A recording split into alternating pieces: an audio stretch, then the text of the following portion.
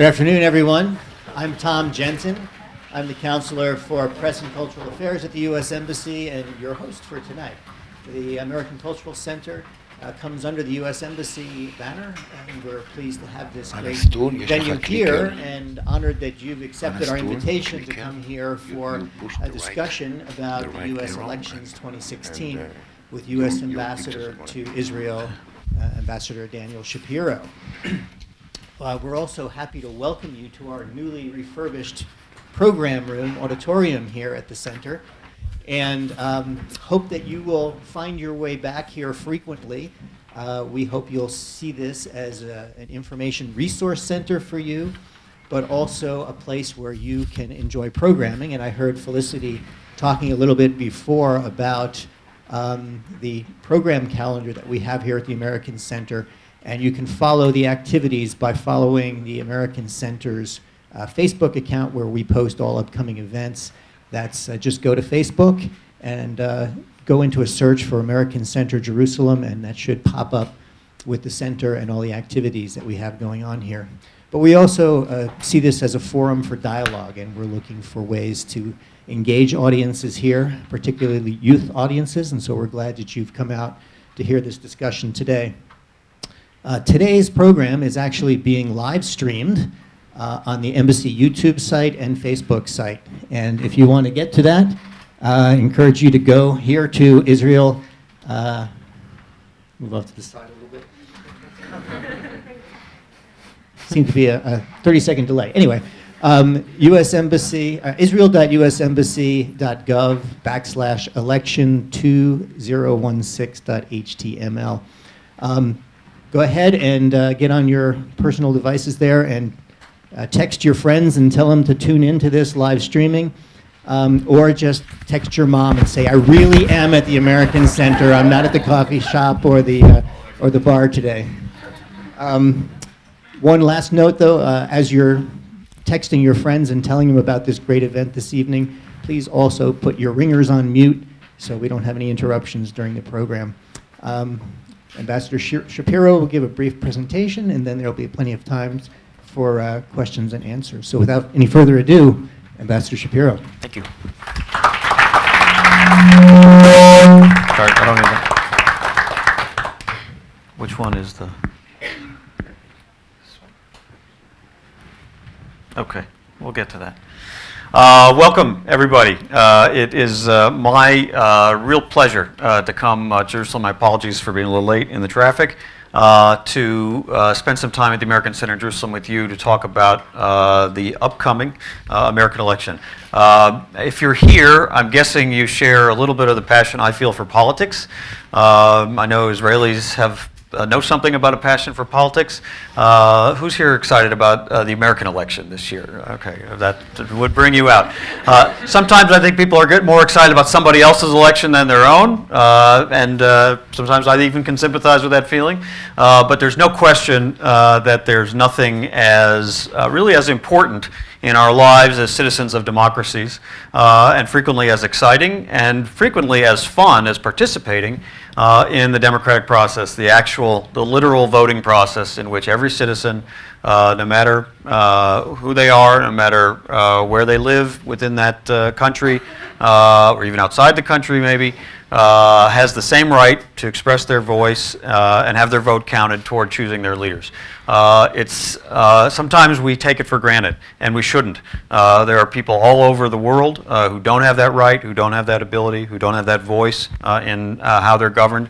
Again, while politics can be messy, and we're not always happy with the results, and we're not always happy with the choices our leaders make, depending on outcomes, we are really blessed, and we should always feel that blessing of those rights and freedoms, but also that responsibility to be citizens who participate, who follow the issues, who support candidates who we believe represent our views, maybe jump in and run ourselves, or in other ways participate in the electoral process, and then obviously to show up on Election Day and vote. So when people sort of say, well, what's all the excitement about? There's a lot to be excited about. I think the United States election probably is a worldwide event in many ways. And I've heard it said by people here in Israel, but by people in many other countries I've visited, that people feel a stake and that they have something riding on the outcome of an American election. It's said that David Ben-Gurion, in his meeting, I think his one meeting with President John F. Kennedy, shortly after President Kennedy was elected, in fact, I think it was between President Kennedy's election and his actual inauguration, said to President Kennedy, then President-elect Kennedy, who asked, is there anything I can do for you, anything I can do for Israel? And Prime Minister Ben-Gurion said to him, just be a great president of the United States. That's the best thing you can do. Make your country strong, make your country succeed, and the rest of the world will benefit from that. And I guess because of the United States' global role and responsibilities, we do have what happens in our elections does affect people even outside our borders. And so I guess we have to take that into account, although in the end it's we as Americans who have to make the decision. Any American voters, any American citizens in the room, by the way? Just a couple? Okay. So you may take a special focus on this. Now, a couple of ground rules. I'm not going to make, in my current role as ambassador, I'm in a completely nonpartisan function. I have participated in elections before. I've backed candidates, including President Obama when he was running in 2008. I've worked for members of Congress. But as ambassador, I function with no partisan role at all. And so I'm not going to make any predictions about the outcome of any voting in the 2016 election. I'm not going to offer any opinions on any candidates in the current election. So if the opinions will have to come from you, but I will be willing to engage a little bit on some of the history, including my own personal history, if it helps to illustrate some of the things we're talking about. So mostly I want to really talk about the process, the technical aspects of the process, because I think for those who, maybe this audience is better familiar or more familiar with it than some, but perhaps not everybody, and maybe some who are watching on the live streaming are trying to figure out what the heck are we going through right now. It's on the news every single night. There's a debate every week. There's more candidates than we can keep track of. They're all over this large country in many different states. Why are they in these states and not in those states? And how will that unfold over the next 11 months until Election Day?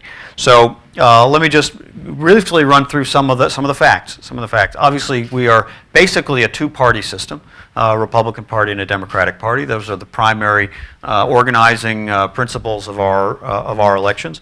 There are smaller parties who sometimes field candidates for president and occasionally in congressional races, but they are very, very small. And it's been a long time since a third-party candidate has really had a sort of won a significant percentage of the vote. Although even small third-party or independent candidates can have some influence in the outcome, and I will mention that a little bit later. But obviously the two main parties are now conducting their primaries to choose their nominee, the one candidate who will represent them in the general election next November. So in the Democratic Party, we see there are three candidates currently running. Hillary's former Secretary of State, Hillary Clinton, former Governor of Maryland, Martin O'Malley, and a Senator from Vermont, Bernie Sanders. And they had a debate the other night, and it's the three of them. And you know, I think there's a fair amount of sort of common. There's a lot in common to their approach to politics and their approach to issues, and we didn't see a lot of significant arguing between them. A lot of agreement, frankly, on substance, although they are trying to draw some distinctions on certain issues. The Republican primary obviously is much wider open and has many more participants in it at the moment. Three candidates have already dropped out, actually. Rick Perry, the former governor of Texas, Bobby Jindal, the governor of Louisiana, and Scott Walker, governor of Wisconsin.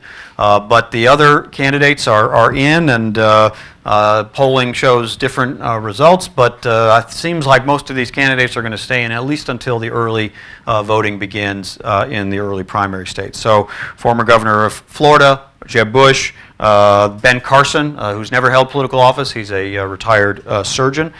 Chris Christie, the governor of New Jersey.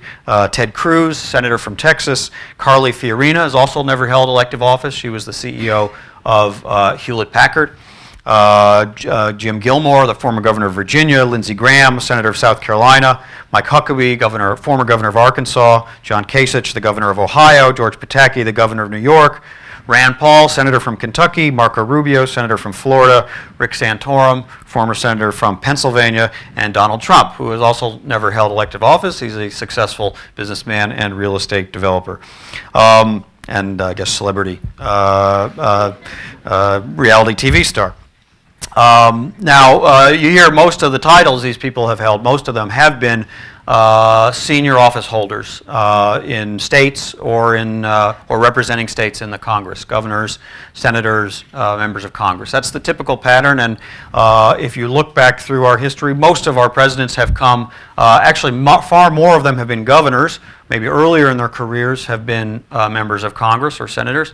It's fairly rare that a president has emerged directly out of the congressional experience. In fact, President Obama is the first one, I think, since President Kennedy in 1960, who won as a sitting United States Senator and went on to become president. There's something complicated about going from the Congress directly into the White House that has made that a difficult transition for a lot of candidates in the past. But obviously, every year is different.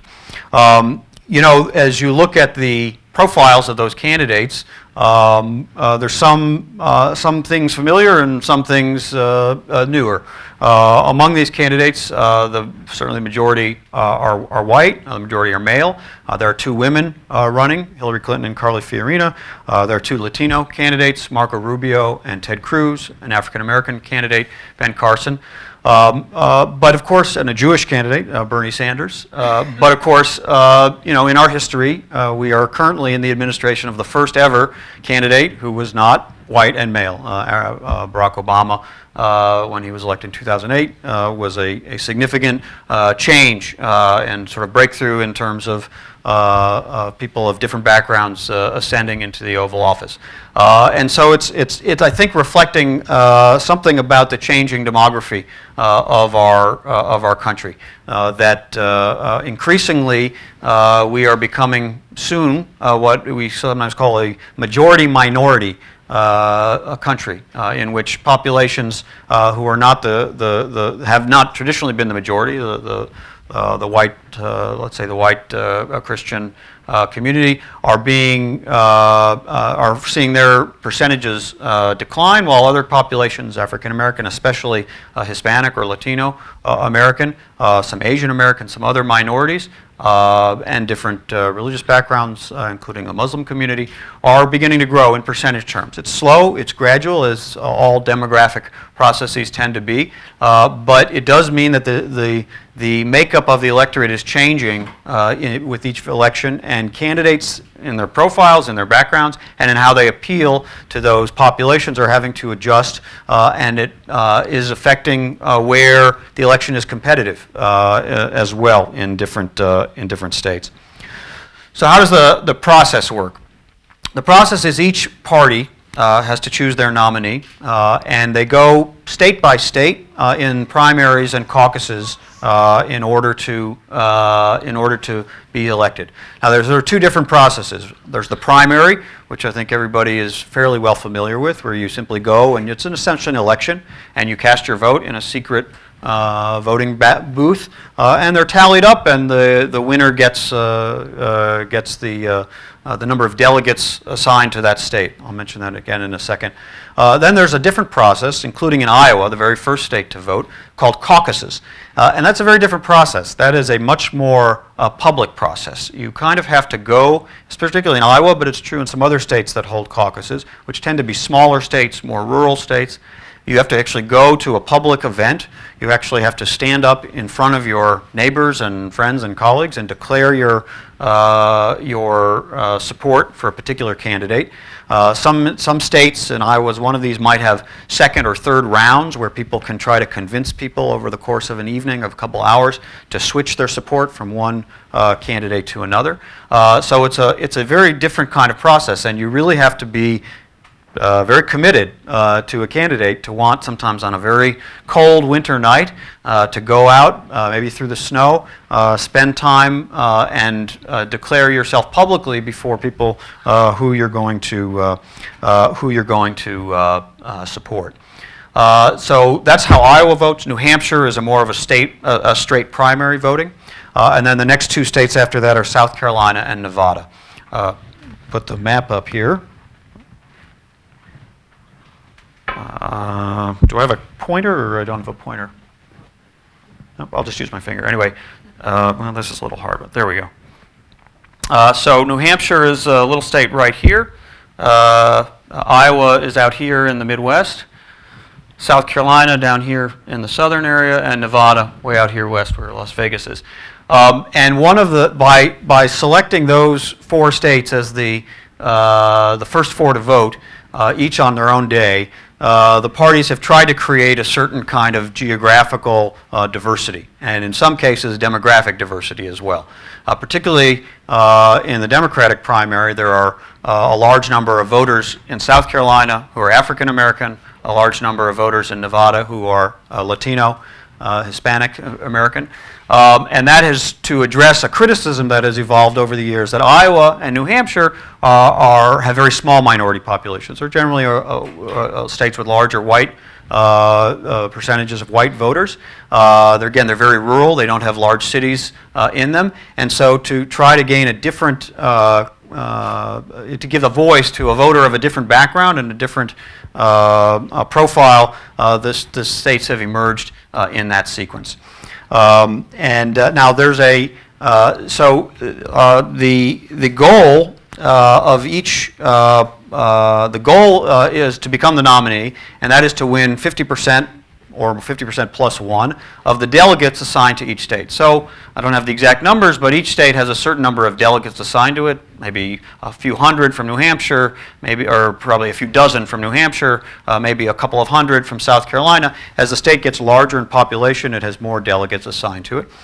They count them very differently. On the Republican side, you need 1,236 delegates to be elected. Again, the proportion across to become the nominee across the states. And in the Democratic side, they count them differently. It's almost twice that many, 2,383. But you go through state by state, first in those four on an individual basis, and then following that, they come much more in clumps. There will be a date in early March, which is often known as Super Tuesday. Tuesday is the traditional voting day, not always, but usually it's the voting day in the United States, and about 12 or 13 states, mostly across the South, and a few other states will hold their primaries on one day, and there will be a large number of delegates all assigned on that one day. Frequently, that is the day when somebody crosses the territory into having won the number of delegates, or they gain such a lead that it will be very hard for them to be passed later on. Now, each state has different rules. It's very complex, it's very technical, and how the delegates are assigned varies from state to state. So in some states, if you're if you win by one vote, you get all the delegates. It's winner take all. In other states, it's proportional. So you can win by 10%, but you only get a small margin of delegates over your opponent. And mastering the details and the technical aspects of that is an important part of this process. President Obama, in the 2008 primaries against Hillary Clinton, really benefited from that. His campaign was very, very strategic in where they invested time and resources, including in small and rural states that held caucuses, that public declaration type of process. Let's say in Idaho, small state, actually very few Democratic voters in Idaho, but because of the way they do their caucuses, it was winner take all, and he did very well there because they had put in a lot of time and effort and organizing, and they got 40 or 50 delegates added to their column. California, the largest state, which has the most number of delegates, Hillary Clinton actually won that primary, but that primary is not winner take all. That primary was proportional distribution of the delegates. So she won by 5 or 10%, but she gained less of a lead than he did in Ohio, that tiny state with only 40 or so delegates. So mastering all those details, I don't think I think the Clinton campaign is focusing on that this year, but mastering all those details is very very critical. Now, one of the things we've seen in the past is that some years the early winners gain momentum right out of the chute. They win Iowa, they win New Hampshire, and then everybody else kind of falls away, and the party tends to rally around that nominee. And that certainly happened to George W. Bush in 2000. No, actually, it didn't happen in 2000. I'll mention that in a second. Some years that's what happened, but frequently we see somebody who wins in Iowa or in New Hampshire. It does not go on. So you'll see starting in about a month, when the Iowa caucuses are held, I think it's February 1st, and the New Hampshire voting is February 9th. You'll see a winner emerge. Perhaps that person will go on to the nominee, but don't necessarily believe it. It's not over just because someone wins the first round or two rounds. It's a long enough process with enough diversity in the country and enough time that needs to be spent in different parts of the country. There won't be early. So, for example, last time in 2012, the winner of the Iowa caucuses on the Republican side, anybody remember who it was? Probably. Sorry? No, that's from 2008. He didn't win at Iowa either then. Rick Santorum. He's running again. He's fairly low in the polls on the Republican side, but he won in Iowa. Then Mitt Romney won in New Hampshire, and that started Romney on his path. In 2008, it was Mike Huckabee, also running again this year, also fairly low in the polls, and he didn't win. After that's when John McCain emerged in New Hampshire. And other years, the Clinton-Obama primary was a very dramatic one. President Obama was trailing in the primary polls through most of 2007. And then right around the beginning of 2008, as Iowa was getting ready to vote, he started to rise. And he won the Iowa caucuses, kind of as a surprise. And people were very amazed and said, wow, he broke through, this is it. He's going to march on his way to victory. And I was working for him at the time. I was working in Washington doing more foreign policy focused work, but I did what many campaign volunteers and employees do. I got in my car at my own expense. I drove to New Hampshire, and I spent 5 days walking through the snow, knocking on doors, handing people leaflets, telling them that I thought Barack Obama would be a great candidate.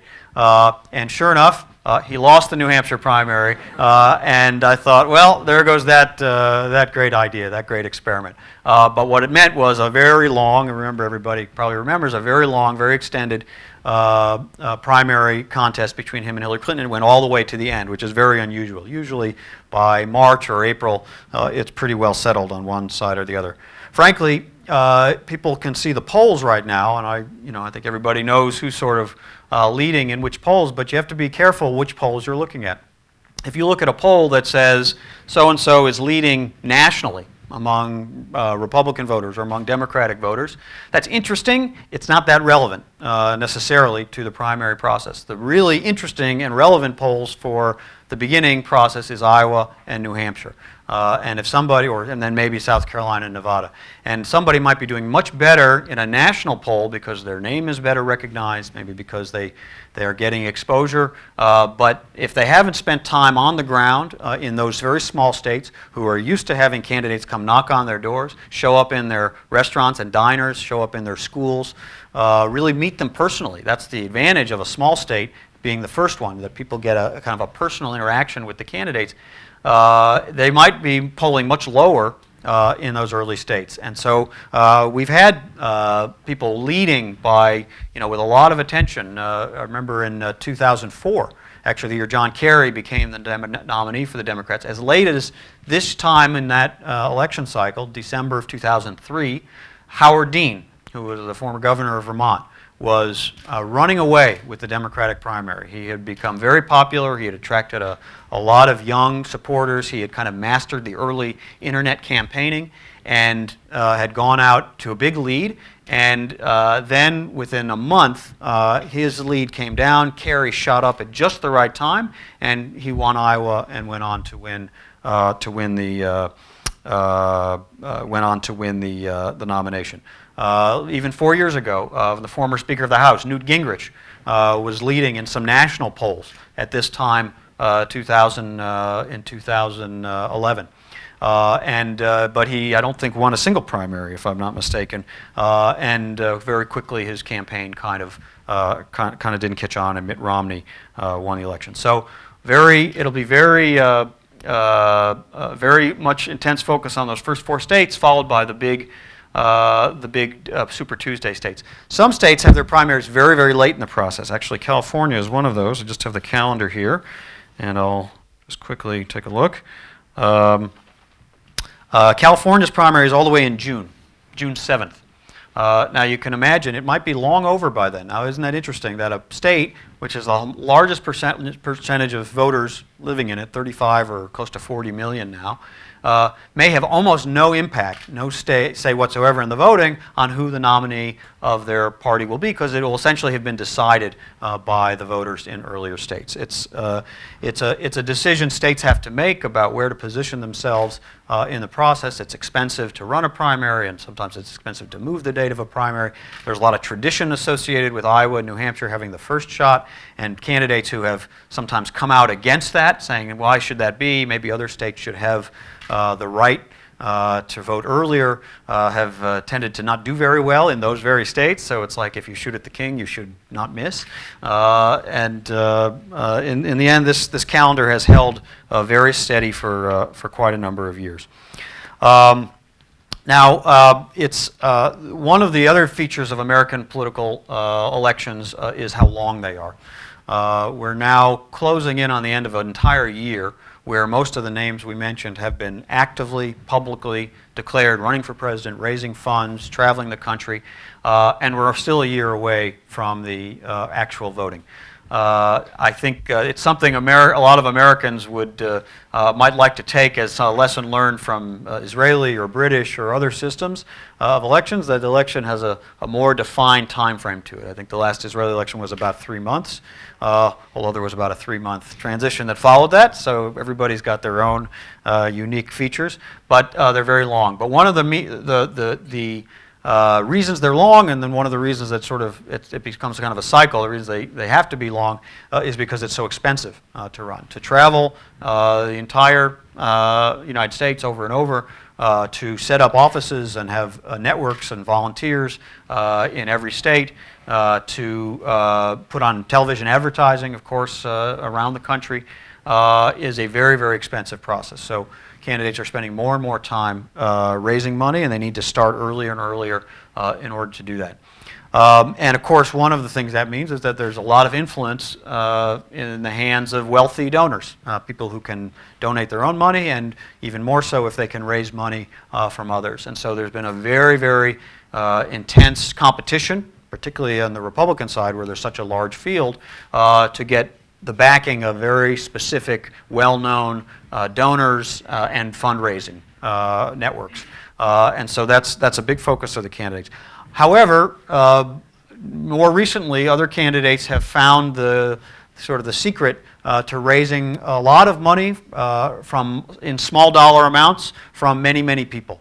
I just read yesterday that Bernie Sanders has now broken the record that Barack Obama set in the previous election of the number of people who have contributed to his campaign in 1 year. It's over 2 million people. Over 2 million individuals have given some amount, maybe $1, $5, $10, not necessarily the maximum they can give, which is about $5,000 to the candidate. but they're going onto the website or they're showing up at events and they're handing over a few dollars or writing a small check. And especially through internet fundraising, it's become possible to raise, as President Obama did, literally hundreds of millions of dollars without necessarily having to rely exclusively on the wealthier and the large, those who can write the large checks. But something else happened about 5 years ago in 2010. There was a decision in the Supreme Court of the United States called Citizens United, and it ruled that providing campaign contributions is a form of political speech. And under our First Amendment, we have a freedom of speech, and so it ruled that many of the limitations on providing campaign contributions were unconstitutional, and those restrictions needed to be lifted. It actually doesn't apply to the direct contribution to a campaign. There is still a limit set. It's $5,200 that you can give directly to a candidate's campaign. But it does apply, this lifting of restrictions does apply to what are called political actions committees, or PACs. These are independent, or I'm going to put in quotes, independent, semi-independent political committees that usually are designed to support a particular candidate, but they're not allowed to coordinate directly with that candidate. But they're set up by friends, by supporters. Maybe they have an issue focus, but a lot of times they have a particular candidate they support. And there's absolutely no limit to the amount of money that can be given to these political action committees. So some very wealthy people have poured literally millions, in some cases tens of millions of dollars into these committees. And these committees will sponsor large amounts of television advertising and other forms of political activity over the course of many, many months. It not only makes the election long and loud and hard to get away from because the advertising is so constantly present, but it also means that some candidates, it may make the primary process longer because some candidates might not do very well in Iowa and New Hampshire and South Carolina and Nevada. In the old days, if you didn't do very well in those states, your money was going to dry up. People would stop donating to your campaign and you would have to withdraw from the race because you couldn't pay your bills anymore.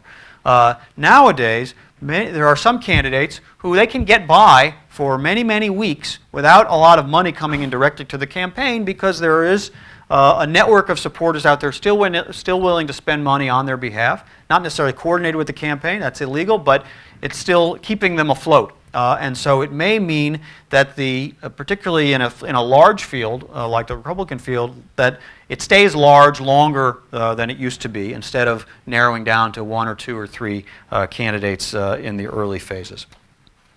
The goal will be to get to the party conventions next summer with a nominee already chosen as the consensus, with the majority of the delegates chosen by these primary voters.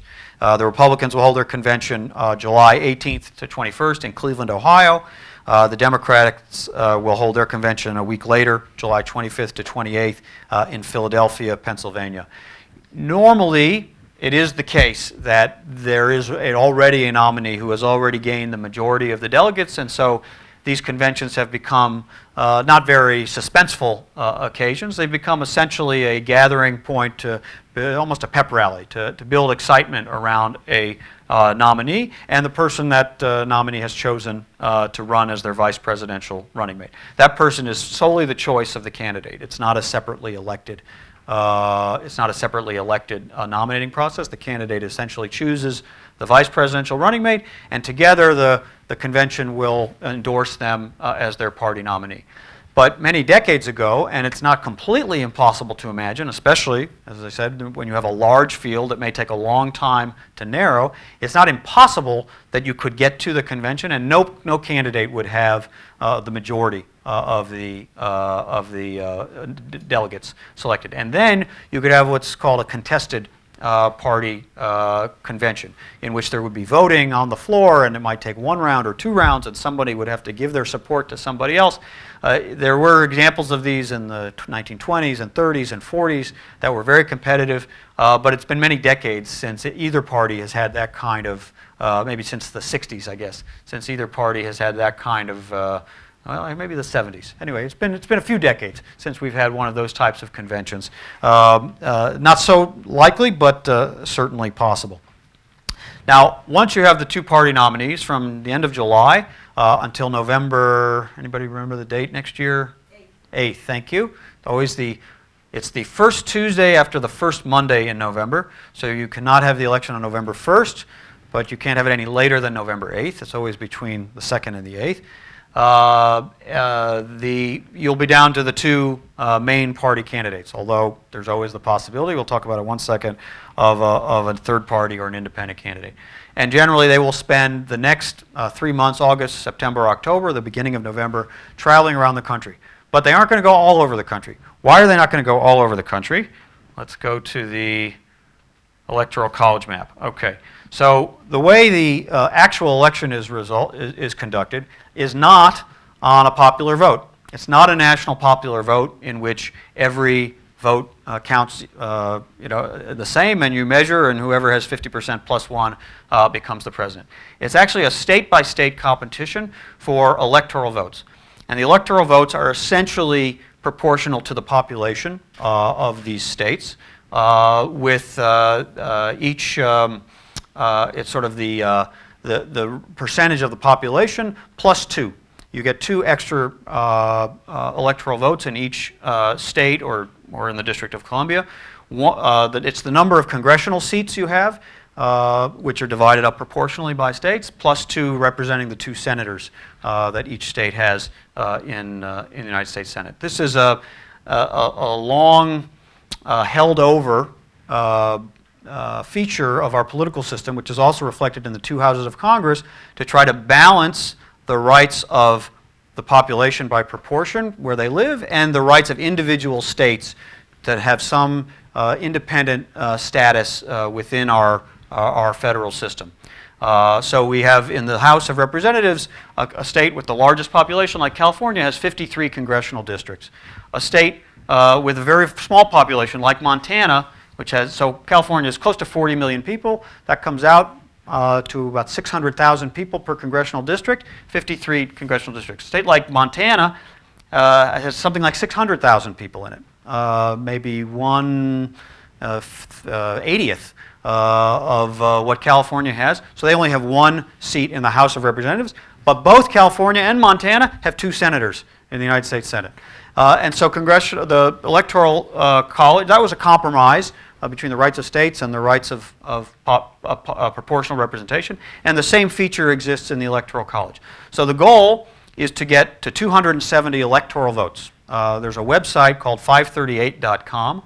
It's the website of a brilliant statistician named Nate Silver, who has done incredible precise calculations of polling and different combinations that it would take to win the election. He does it in sports and other statistical models too. But the reason he chose that name of his site, 538, is because all those numbers on the screen add up to 538 electoral votes. That's the total number.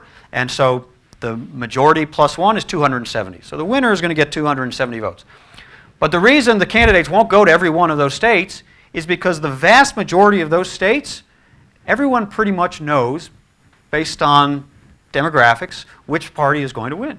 Most of these states, we can predict with near certainty who is going to win that state's electoral votes. California, it's been many, many decades since California voted for a Republican president in the Republican in the presidential election. So almost certainly those 55 votes are going to go into the Democratic column for toward 270. That's a good head start. Texas is the other way. Texas, again, because of the makeup of the population in Texas, it's been a very long time since Texas has voted for a Democratic nominee for president, and so those 38 votes are likely to end up in the Republican column for the 270. And that is true for about, let's say, 35 out of the 50 states, give or take. It varies year to year, but there's only a smaller number, much smaller number of states that are considered battleground states, that are actually competitive, that have actually gone back and forth, some years Republican, some years Democrat. And so naturally, the candidates are going to spend most of their time in those battleground states. What are the battleground states? The well-known ones: Florida, always competitive, always has gone both ways. Ohio, Pennsylvania, Colorado, out here, Iowa, is pretty competitive. New Hampshire, several states in the Midwest, Wisconsin, Michigan, Minnesota, occasionally Indiana. Some states in the South, Virginia and North Carolina, are both becoming competitive. Missouri, another Midwestern state, always competitive, has definitely gone both ways. Nevada as well is competitive. That's about it. There's New Hampshire, I think I mentioned New Hampshire. There are always surprises. Sometimes a state that people didn't expect to be competitive, the polling shows as the election gets closer that it's actually closer than people thought, and so candidates will steer time and resources into those states. But for the most part, they know the map, and they're going to spend time in the map. So again, we said California has a very late primary, June 7th. It might be that nobody will ever have to go to California to be competing in a primary because they'll know who's going to be the nominee long before. And when it comes to the general election, there's not much reason to go to California and spend time there because those voters, we have a pretty good guess of how those votes are going to go. You might go there to raise money. There are a lot of people who raise money there, but you probably won't spend money on television advertising, the most expensive part of campaigning in California, because it's a pretty it's pretty easy to predict what is going to happen there. So you have that competition for 270. It usually comes down to those handful of battleground states. Again, it's generally between the two parties, and it's been a long time since we had any other than the two parties win any electoral votes, but that doesn't mean a third party candidate or an independent candidate can't have some influence in the outcome of the election. There's been a lot of discussion in the Republican side about Mr. Trump, and he signed a pledge, all the candidates signed a pledge that they would stay in the party even if they lost and support that party's nominees, but every now and then someone says, well, but if he ran separately, would he steal votes away from Republicans and make it harder for them to win some of the states they need to win to get to 270? That issue is on the table, and we've seen it in 1992, when Bill Clinton was elected president. Bill Clinton defeated George Bush, the father, who was running for re-election, but there was a third candidate in that race. Anybody remember who that was? Ross Perot. Ross Perot, another independent businessman. He didn't come out of an established political party. He was running as an independent, and he took about 19% of the popular vote. It wasn't enough to win him any delegates, any electoral votes in any state, but there were some states where that 19% might have made the difference between the Clinton and the Bush, between Clinton winning and Bush winning, because he may have taken more votes from President Bush. The most famous example is in 2000, and this is when George W. Bush, the son, was elected, and he defeated Al Gore in that election. And everybody may remember it came down to one state. It came down to Florida. In the end, President Bush won the outcome, the election by about 5 electoral votes. He had 271. Gore had 266. And there was a third-party candidate in that race. His name was Ralph Nader. Ralph Nader ran on a party ticket, but it was a minor party, and he ran sort of well to the left of Al Gore, the Democratic nominee. He probably took most of the votes from Gore. Maybe some people who weren't going to vote at all voted for him, but it probably took very, very few votes from Bush. At least that's the sort of pretty well accepted analysis.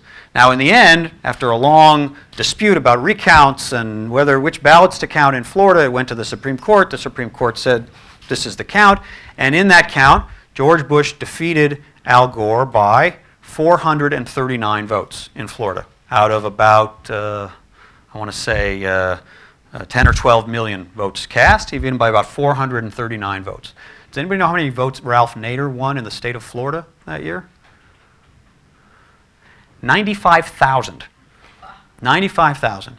So you might think that if he had not run, if he had chosen not to run and maybe had thrown his support to Gore, a few of those votes would have gone to Gore, and maybe that difference between Gore and Bush would have flipped, and then Al Gore would have won that election. In that election, by the way, remember we said it's not a popular vote for the whole country. It's electoral votes state by state. Al Gore actually did win the popular vote. Al Gore got 50,996,000 votes. George W. Bush got about 500,000 less, 50,456,000. So if you just took it vote by vote across the country, Al Gore should have been president of the United States. But that's not our system. Our system is state by state. Bush won where he needed to win. Gore didn't win, so he had larger margins in bigger states like California, but then he didn't have, he didn't close the margins in enough states to get to 270. And that's happened, I guess, 2 or 3 other times in our history. All the others were in the 19th century, 1824, 1876, and 1888. So from 1888 until 2000, we never had an election where the person who won the popular vote didn't actually win the election. So it was a very difficult thing for a lot of Americans to realize that you can actually get the majority votes but not become president. But again, that's our system. It's in our Constitution. So there's not any debate about it. So let's see.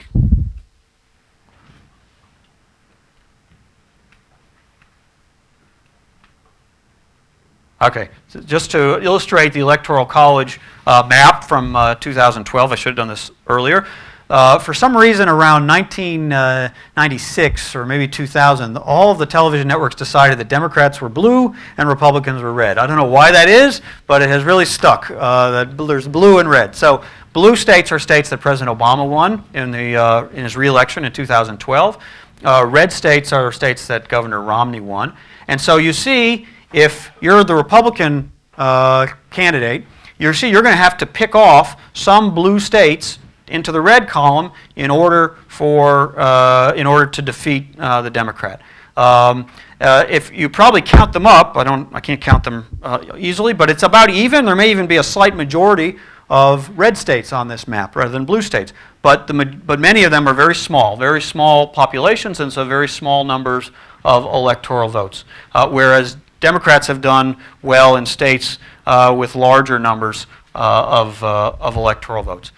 So the Republicans are going to study this map very, very carefully, both sides are, and look for the number of states they would need to add at least 64 electoral votes into that column. My guess is they'll focus on Florida. They will always focus on Ohio, which is a critical state that's gone both ways. Colorado is very competitive. Virginia, Minnesota. I haven't done the math in my head, but if they were to flip those states, it would get very, very close, and they might need 1 or 2 more. But it's the map. A lot of people say the map favors Democrats these days, again because of some population shifts and states that used to be pretty firmly in the red column are now what we say the purple column, where they're a little more competitive. But that obviously depends on who shows up to vote on Election Day. Now, just a few words about the rest of the election. At the same time, you have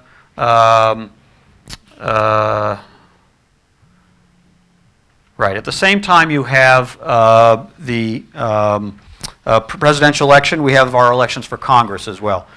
435 members of the House of Representatives spread proportionally across the country on a map like this.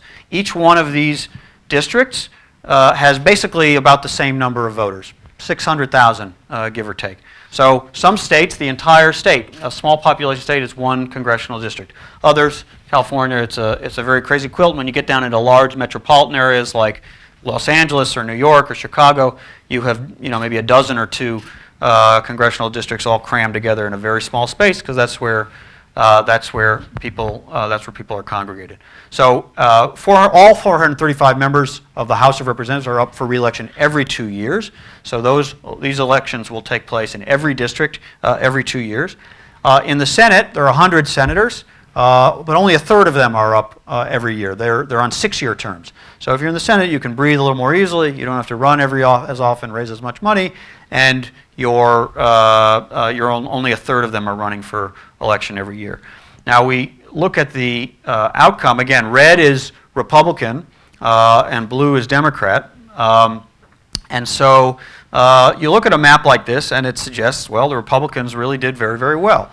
And in fact, of course, they are the majority in both houses of Congress right now. But not a majority that is quite represented by the visual picture that this map shows. Right now, the Republicans have 246 members of the House of Representatives, and the Democrats have 188. So they're their margin is about 60 members.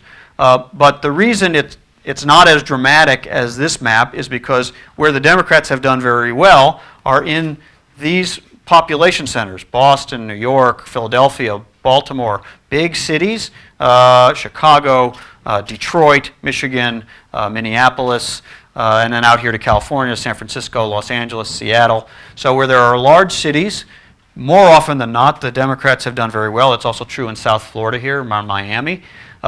In more rural areas, the Republicans have dominated. And so you can see they're dominating, but again, with much smaller populations in those areas.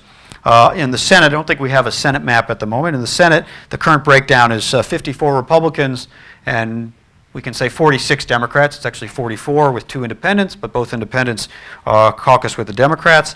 So both houses have flipped back and forth control. At the moment, Republicans control both houses.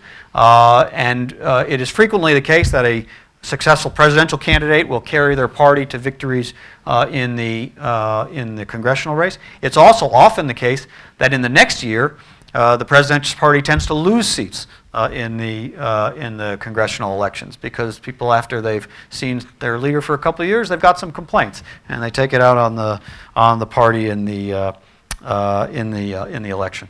I think I'll wrap up just one last word on what I think this election is going to be about. I think generally speaking, American elections, especially over recent election cycles, have really been about a domestic focus. They've been very much about the economy, about jobs, about people's feeling of the difficulty of keeping up with a competitive economy and a globally competitive economy, and maybe some growing inequalities in our economic system. And I think you hear echoes of that in both parties' debates. However, the role of the United States in the world, balancing the need to be one of the leaders of the world who keeps the world safe, who fights against terrorism and extremism, with a country that does not particularly want to go through another long-term military deployment overseas after a decade or more in Iraq and Afghanistan. In light of the events of ISIL and the attacks even in the United States, that issue is becoming more prominent in the debate. And then we always have our own kind of internal social issues, the ones that are not particularly economic. There's a lot of debate about guns because there have been a number of very prominent mass shootings in the United States. There's strong people who feel strongly that they want the right, unimpeded, to own any weapon, and there are people who feel there should be restrictions on that after all the attacks we've seen. The issue of abortion. A woman's right to make decisions about whether to carry a pregnancy to term is always comes and goes, but it's usually part of the election. And it may not be directly part of this election, but it might be, people might have it in the back of their minds when they think about who will this president nominate as a Supreme Court justice. The next president will probably be able to pick 2 or 3 Supreme Court justices because several of the current members of the Supreme Court are fairly old, may retire. And so there could be some very important court cases coming along that might restrict or not restrict a woman's right to have an abortion. And so that issue is out there. The issue of gay marriage may have been more prominent in the previous election, probably less so now after the Supreme Court decision that made gay marriage the lay of the land. But we always have our social issues that also become part of it. So you got 11 months. To bone up, to get all your trivia straight, to follow the polls, to look at the battleground states, to figure out who's going to win what state. There are websites you can go to once there are 2 nominees, and you can come up with all kinds of combinations to see how somebody gets to 270 and who has the advantage here and there, and those are updated constantly based on polling and other information. So as I said at the beginning, there's a lot of fun in politics. There's a lot of even entertainment in politics, but it's all about something critically important, which is how we govern ourselves as citizens in free societies. So it's worth spending the time to study your own system. I'm sure all of you are experts in the Israeli system.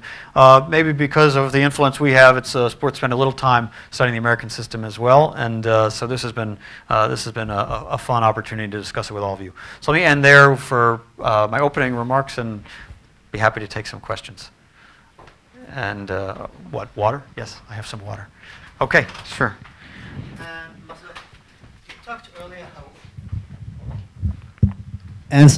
You talked earlier how every nation feels it has a stake in the United States elections. The United States, after all, a leader of a very great coalition of nations in climate change, on fighting against terrorism, on fighting for democracy.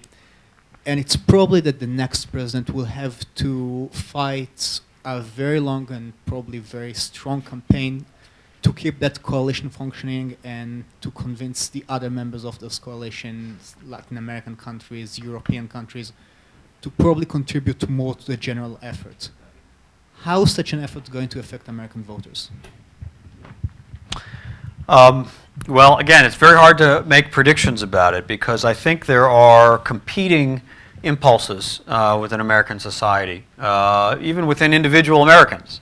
On the one hand, recognizing that we are a global leader, maybe some say the global leader, we certainly have a significant amount of leadership responsibilities, and I think most Americans embrace that.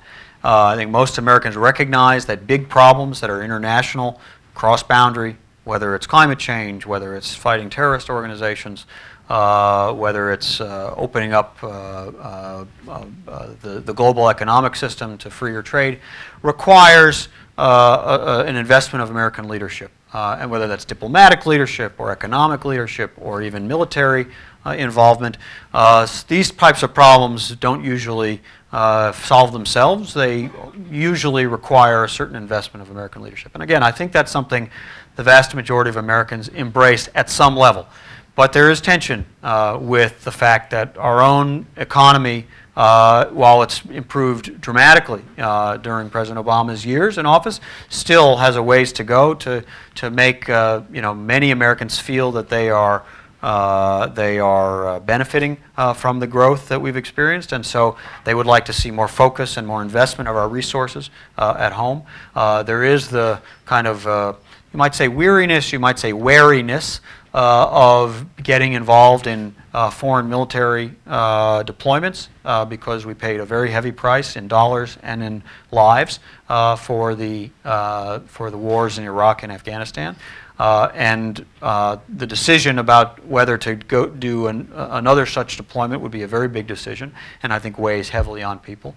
And then there are those who feel sometimes that we are more, we're giving more than our share, and others should give more. This is sometimes a theme of the climate change negotiations, where the President Obama has talked about how we're going to bring down the emissions from American industry and how that is calculated against the emissions of, say, China or India or developing countries who maybe feel because they're not as developed they shouldn't have to reduce their emissions by as many. And so there are some of those tensions as well. But how it's going to play out is just almost impossible to predict. It will very much depend, I think, on events. If there are, God forbid, more terrorist attacks, it could affect people's minds, but maybe one way or the other. If there is an economic crisis, as there was during the election in 2008, when President Obama was elected, it could push views in one way or the other. Then again, there are positive events that can happen, which can, or positive trends at least, which can reduce some of the tension or the fears that might motivate votes one way or the other. So I'm not going to offer a prediction how, but I do think these are competing impulses within American society, within individual voters, and I think within both parties. I don't think it's easy to peg either party as the party of being internationally minded or being domestically minded, or the party of being for international cooperation, or a party of being for more isolating ourselves. I think we have trends of those in both parties. So it's going to be very much up to who the candidates are and what the events that they are responding to are. Yes?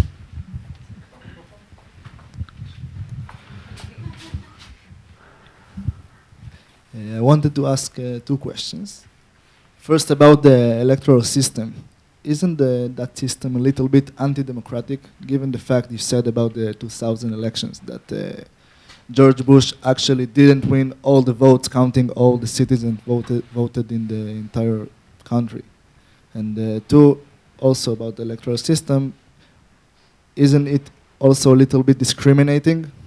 I mean, your states only counts as 3 points. I don't know how to call it. Your state 53. I mean, haven't been complaints about it in the between American citizens? Right. So these are, as you said, these are features of our political system that were established over 200 years ago when our Constitution was written, and when there was an attempt to create that balance between representing populations proportional to where they live and representing individual states who wanted to maintain a certain degree of independence. And so there are complaints about it. I mean, there are complaints even about the structure of our Congress. You know, there are complaints that say, why should a state of such a small population like Wyoming have 2 senators, and a state of such a huge population, California, also have 2 senators? You know, there are people who believe that's problematic, and the same way it plays out in electoral votes. But to change any of this, you would probably need to amend the Constitution. There have been some attempts to try to make proposals that would go around amending the Constitution, but they're very, very difficult. So the straight line way to do it is to amend the Constitution. That's also very, very difficult. To amend the Constitution, you need 2/3 of both houses of Congress to support the amendment, and then you need 3/4 of the states to also endorse the amendment.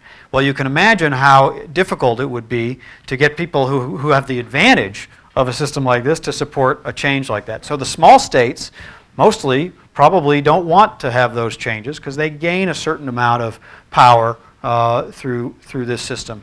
And there are more than enough of them to block a 2/3 in the houses and a 3/4 collection of the states. So it's very difficult. And so yes, you can have these circumstances where the winner of the popular vote does not become elections. Happened, I guess, 4 times in our history. And that certainly raises a question about if the system is right. But again, it's based on a desire, which maybe still is valid, of some balance between population and states' roles. But let's look at the Israeli system. You have had elections in which the party that did not win the most seats was able to form the government. And the prime minister was of a party with fewer seats than the party with the most seats. So we're not the only system. Almost any democratic system will have some feature where you can get results that might be at odds with a certain logic, but have their own logic. And so I don't think our election system is perfect. I don't think our democracy is perfect, but I think it's worked pretty well. I think it has held up. I think the institutions are durable, and even when we've had very controversial outcomes, people have accepted that is the outcome that the system we have produced. And if you want to change the system, you have to work very, very hard to overcome a lot of high hurdles that were set up to change it. And in the meantime, it's the system we have. So, yeah, in the back.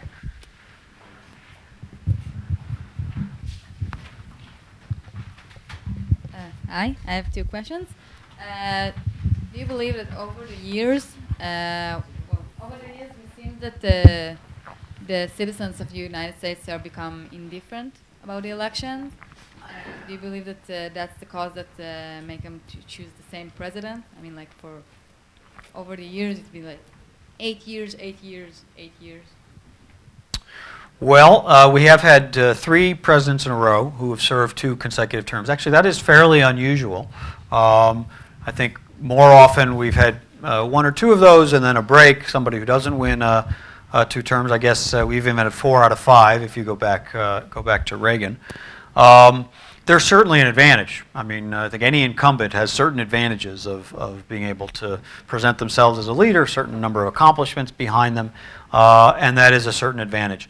But no election is certain until it is run, and you have to have a record to run on, and you have to demonstrate some ability to deliver on people's, what's important to them in order to earn a re-election. And I think a re-election is really earned in that sense. It is true that American voting percentages are much lower than many other parts of the world. There have been some years when barely 50% of Americans have voted in a presidential election. And in non-presidential elections, in the off years when it's just congressional, it's even lower than that some years, 35, 40% or closer, maybe in the 40s. That's quite low. I personally think it's as I mentioned, I think it's a responsibility of citizens to take part in their democracy. Every citizen has the right not to vote, but I think it's healthy when people feel invested in the system and desire to vote. But in recent elections, the number has been going back up a little bit. I think in the election of 2008, when President Obama was elected, we were well over 60% of votes, which is a fairly significant increase. It may have dropped a little bit in 2012. A lot of the gaming, by the way, of what the outcome of the election is going to be is who is going to show up. Who is going to show up? What President Obama was able to do in 2008 was motivate a lot of people who had not voted in previous elections, particularly African American voters, but others as well, younger voters, students, people who had just felt shut out of the process, or maybe they had a certain amount of apathy toward it. They got excited by what he was trying to bring to the political process, and they came and voted. And so the overall vote numbers went way up, and his vote numbers went up even higher than, I guess, Senator McCain's did. In 2012, his vote total came down significantly. Not as many people came up the second time. So while he earned the re-election, he didn't earn the vote of everybody who voted for him the first time, but Romney also dropped a bit. So that election had a lower turnout overall. But turnout is a critical factor in who's going to win. Yeah. First, I want to thank you for speaking with us and want to wish you happy holidays. Thank you. I want to ask, we Israeli, when we cover the election in the United States, we usually seek for the Israeli issues.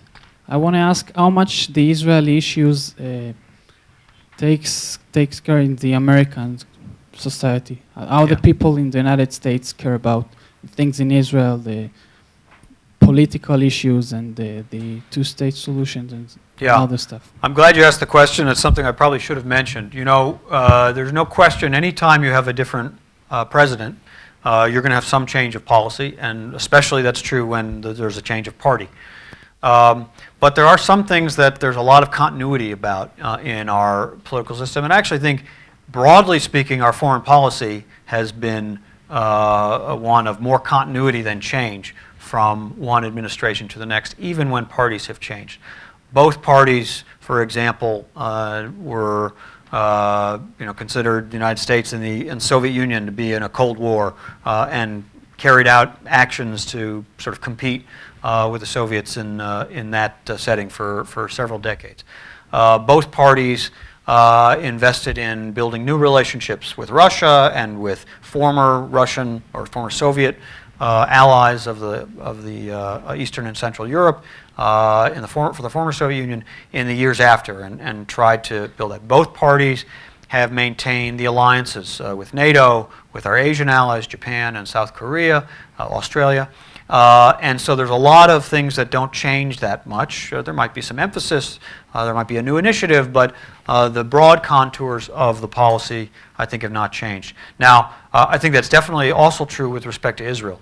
With respect to the rest of the Middle East, there's a lot of change in the Middle East, and that's causing everybody to rethink a lot of things. There have been some deep disagreements about Iraq and our military involvement there, and how long it lasted, and whether it should have started, and how to end it. And that definitely represented a big change from the Bush years to the Obama years, although it took President Obama many years to actually complete that military action. But I think when it comes to Israel, there is a great deal of continuity and a great deal of bipartisanship. And so I think, as you can describe, not just both parties and their political leaders, but the voters that stand behind them, the vast majority think of Israel as an ally, a fellow democracy, a partner in our common strategic interests, a country worthy of our support, and indeed Israel receives a great deal of support with strong backing from both parties in the Congress, and also a country who we have an obligation and a desire for our own interest, but also for Israel's well-being, to help achieve peace with its neighbors, including a two-state solution with the Palestinians. And so my guess will be that whoever wins the next election, of whichever party, most of those features of the U.S.-Israel relationship are going to remain very much the same, and they're going to continue to have the strong support of the American people. So I think that's one where Israelis can feel a lot of reassurance, in a sense, about the the breadth and the depth and the durability of our relationship and our alliance is that those features of American policy are probably going to remain very consistent. Yeah.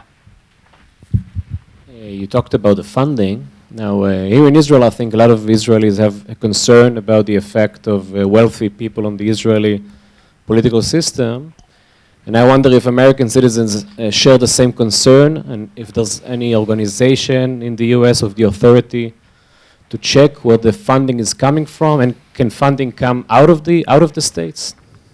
Right. So there is, I think, a lot of concern about the amount of money that is in politics and how much money it costs, how much time candidates are forced to spend chasing the money and spending time with people who have that money and raising it. There obviously was a decision by our Supreme Court that money is speech for the purposes of whether it can be restricted. And again, that's the law of the land. A lot of people disagreed with that decision, but when the Supreme Court rules, the Supreme Court rules. But I can't say it's without a concern. There is a Federal Election Commission that has the responsibility to monitor the fundraising that campaigns do. And campaigns are required to report every quarter, I think, to the commission their fundraising totals and where the money comes from. And there are those limits. About $5,200 is the maximum an individual can give to a candidate's campaign. Occasionally there are violations and there are some fines issued, but sometimes those occur months or even years after the election in which the violation occurred. So there's a kind of a slowness to the process. Mostly it's self-enforcing. Campaigns hire lawyers who track it very carefully and generally, I think, try to comply with those rules. But the new feature since Citizens United of unlimited contributions to political action committees is much harder to track. As far as I know, there is no authority that monitors or tracks or reports on those because there are no limits. Now, as far as I know, it isn't permissible to receive contributions from outside the United States or from non-U.S. citizens, even into those committees, although I would have to check that to be sure. So generally speaking, funds are raised from American citizens and American people who have that, or maybe permanent residents, people who have those rights of voting and participation. But it's much harder to track, and I don't even think the disclosure is very broad. I think the political action committees can basically decide whether or not to publish the names of who their donors are. So you could have tens of millions of dollars sitting in the hands of a committee, answerable to no one, without publicizing where the money came from. And it can put a lot of money into the system and advertising and potentially have a lot of influence. Yes? Sachini. Thank you.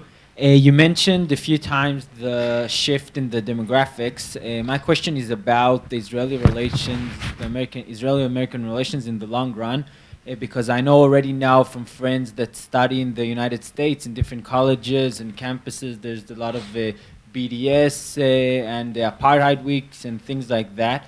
And the question is, if the demographic shift that's becoming in the United States, if you think in the long run, it might have the outcome will be different in their relations because of the minorities that have this different identity of Israel, like what you said, the white Christians do with Israel right now. Right.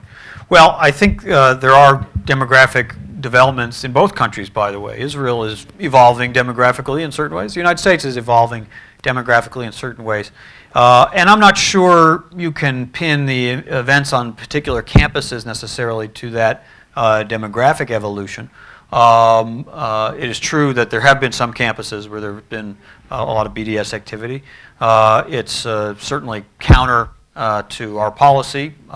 Again, in free speech society, people can say what they wish, but it's not the policy of the government, and I think our policy is well articulated to be the opposite of that, to do more engagement with Israel, to help defend Israel's legitimacy internationally, to provide support in various ways, militarily and economically and others, to Israel. So, but the voices are there.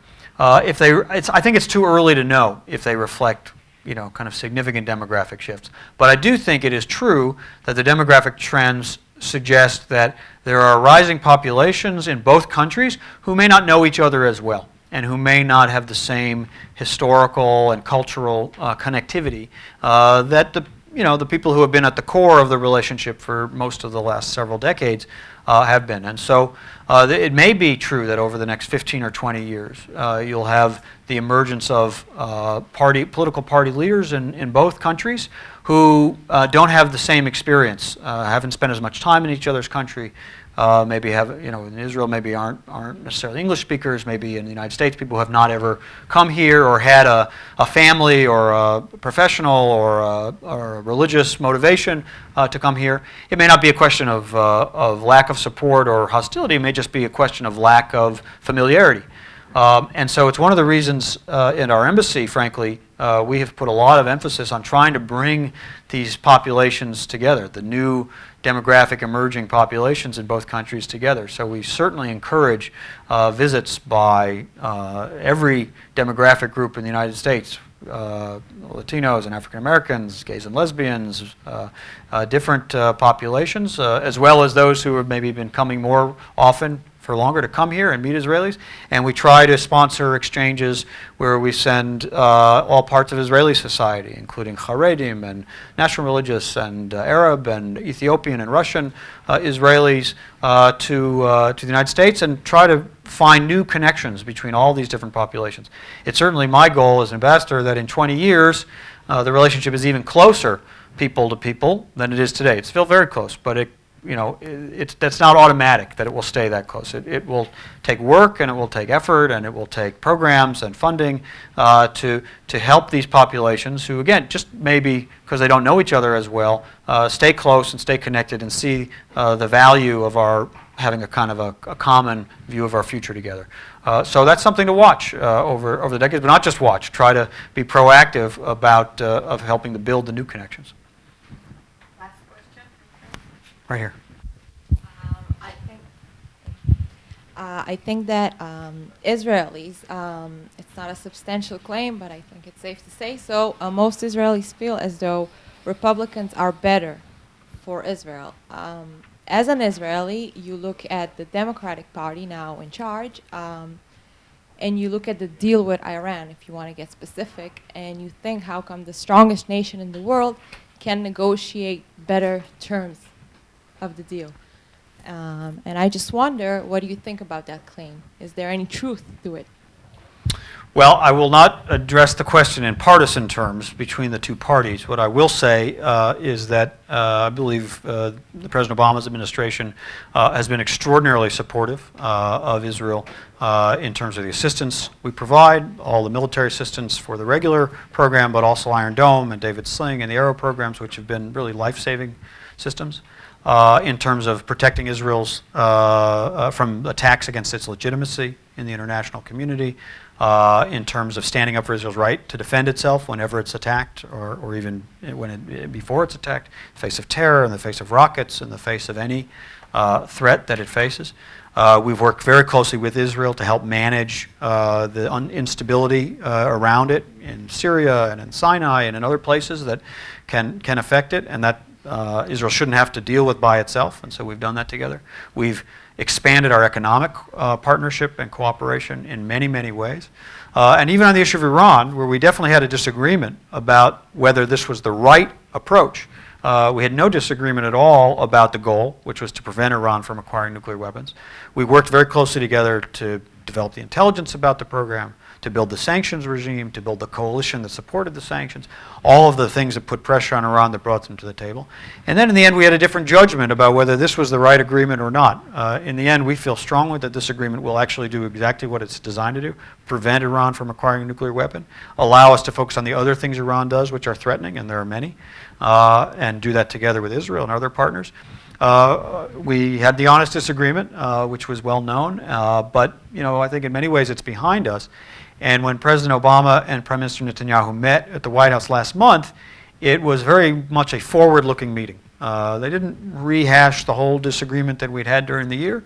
They focused on how are we going to counter other Iranian threats? How are we going to make sure this agreement is properly implemented and Iran complies with it? And we have the transparency to make sure they do. How are we going to be prepared in case they don't, with a military option and others? How are we going to manage the chaos in Syria? How are we going to prepare for the next decade of our military assistance relationship? And we now have talks underway for that agreement. To me, that is a sign of the strength and the durability of the relationship, that even when we go through a period where we have a disagreement, a very honest one, very public one, maybe more public than I would have wanted, but that's because both sides are being very honest about it. The fundamentals of the relationship, both between the governments and the militaries and the security services and the people, is really as strong as it's ever been and continues to move forward. So I think that's the best way I can answer the question to talk about the policy. So, Ambassador Shapiro, thank you so much for joining us this afternoon. I think that's a great place to end, looking forward and reassuring the relationship between the United States and Israel will continue to be strong and important to both countries. it will. Thank you so much for your support today for this program, one of our first programs in our election series, and also for all your support and all of your travels around the country for our public diplomacy and outreach programming and being such a great public face for the U.S. Embassy around Israel. Thanks to our great PD team here at American Center in Jerusalem, but mostly thanks to you all for your interest. Keep following this election. Stay in touch with us. Lots more to come on over the next 11 months. So thanks. Thank you.